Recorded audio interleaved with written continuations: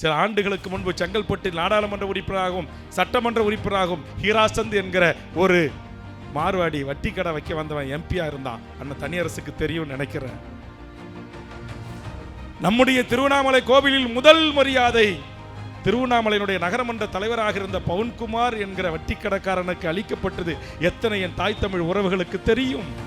சவுகார் பேட்டையில் இந்தியில் போஸ்ட் அடின்னு சொல்றான். நாட்டுடைய முதலமைச்சராக இருக்கிற திமுக கழகத்தை பார்த்து ஓட்டுக்காக அடித்தார்கள் அந்த கட்சியினுடைய இந்நாள் மந்திரிகள், அன்றைய மாவட்ட செயலாளர்கள். ஆக ஓட்டுக்காக நாளைக்கு அவன் வீட்டிலும் போய் அவனை கட்டி அணைத்து பரஸ்பரம் அன்பு செலுத்தி ஜி இங்கே என் அருமை நண்பர் சொன்னது போல் ஜி வாக்களிங்கள் என்கிற அவலத்துக்கு தமிழன் சென்று விடுவான்.